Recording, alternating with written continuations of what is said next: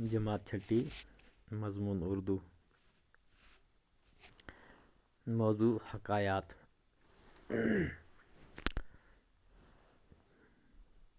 अज़ीज़ तुलबा व तालबात,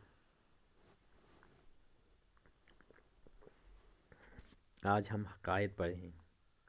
आज हम हकायात पढ़ेंगे, जिनमें से एक हकायत, पहली हकायत बोलते हैं किससे, कहानी को। तो चलो आज हम ये हकायत पढ़ते हैं। दो दोस्त जंगल के रास्ते से गुज़र रहे थे। यानी दो दोस्त थे जो सफ़र कर रहे थे, मगर रास्ता कौन सा था कि जंगल का रास्ता था। दो दोस्त जंगल के रास्ते से गुज़र रहे थे। सामने से एक रीछ आता दिखाई दिया। यानी दो दोस्त जंगल के रास्ते से अपना सफ़र तय कर रहे थे, गुज़र रहे थे, जा रहे थे। सामने से एक रीछ आता दिखाई दिया। उनको रास्ते में एक रीछ आता दिखाई दिया। एक दोस्त निहायत फुर्ती से दरख्त पर चढ़ गया। उनमें से एक निहायत तेज़ी के साथ किस पे चढ़ गया? दरख्त पे चढ़ गया, पेड़ पे चढ़ गया।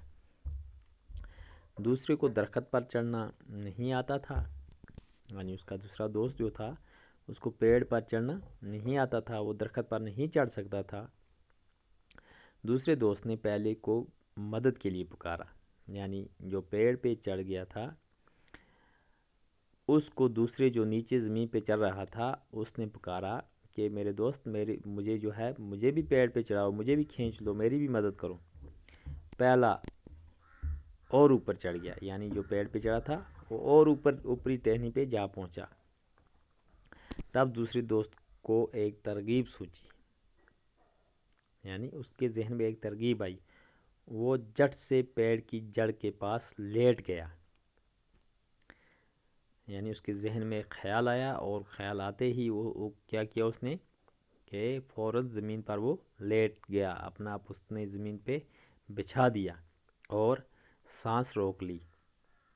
रीछ ने आकर उसके मुंह, नाक और कान को सूंघा। रीछ ने आकर क्या किया? उसके कान को, नाक और मुंह को सूंघा और मुर्दा समझकर आगे बढ़ गया। रीछ ने सोचा ये तो मर गया है, और आगे बढ़ गया। कुछ देर बाद पहला दोस्त दरख्त से नीचे उतरा और दूसरे से बोला। यानी दरख्त से नीचे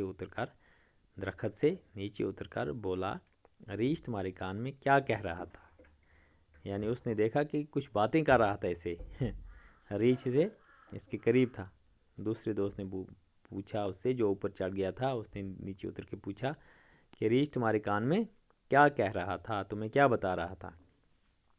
तो दूसरे दोस्त ने जवाब दिया, वो कह रहा था कि खुद गर्ज लोगों की दोस्ती पर भरोसा मत करना।